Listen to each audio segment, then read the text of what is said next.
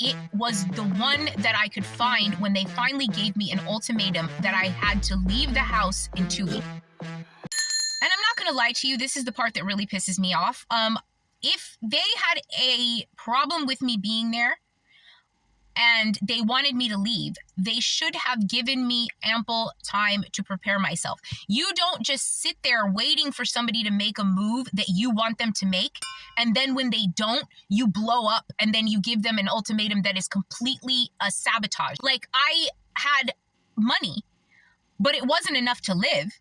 And I was trying to find a car. I was trying to be strategic, and they just kept getting upset with me because I hadn't found a car yet. And I tried to explain to them, I'm trying to do a lot here. I'm trying to get a car that's nice, but I also don't want it to be so nice that I'm going to ruin it if I have to live in it, because you guys are telling me I have to leave in a week.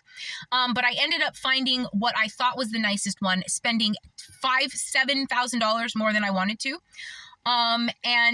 And then I ended up having to live in it, because as soon as I got the car, these people were like, well, now you have to go.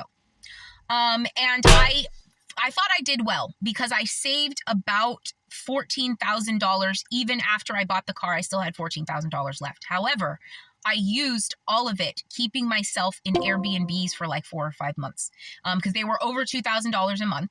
And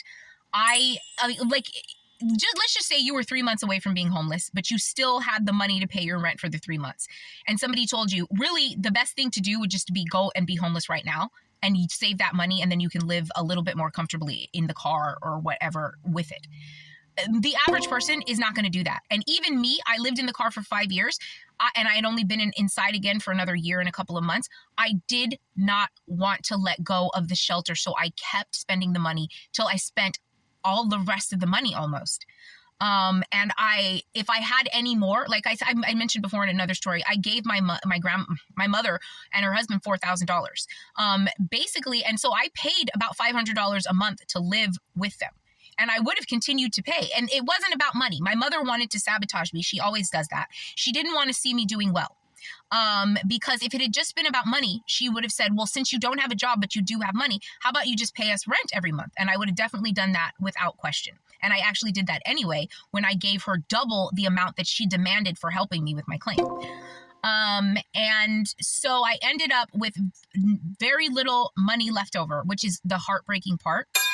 And this car, which I believe is now destroyed, the seat is all smashed. There's like dirt and dog hair in every little thing. There's makeup all over the place. Places I didn't even touch. I don't know. And maybe it's not even makeup. Maybe it's just dirt in general.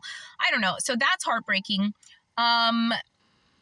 And I might not even be able to keep this car. Do you know what I mean? Because it is really the only thing that I have that is worth a bunch of money right now. So if you can read about it in the book. There are 2 incidents where I tried to buy a better car than the one that I had. The chapters are called The Lincoln Project and A Slight Upgrade. And you can see, if you read the book, or if you've been following along here, or if you are a starseed or any kind of that sort of energy yourself, you know that a lot of the times you just have to go with the flow of the life that you were ordained to live. And so I do my very best. And I did try, and I don't even think it was an overcorrection. I really did try to make the most strategic decision when it came to this car. But at the end of the day, I did go with luxury and just it being nicer, because I believed in myself. And I really did. I'm not embarrassed, but it's kind of embarrassing to admit that I sat there every single month in those Airbnbs, working diligently on the book, and really looking for an opportunity to find something that I could do to make money, but in Las Vegas. But it was just a really weird situation, because once I had the transportation that would get me to the job, finally, I didn't have shelter anymore. You see what I'm saying? And so if my mom had really wanted me to succeed, she would have given me an opportunity to start building once I started. Like, once I started building, she cut my legs off. And that is what she had done to me my entire life, which is why I ended up in the position that I did, instead of in a position of more power and success. Because, I mean, if your parents don't raise you properly, if they don't give you the proper skills, then what are you supposed to do? You see what I'm saying?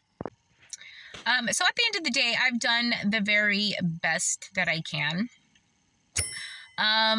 And it's just been a lot of strife and a lot of obstacles.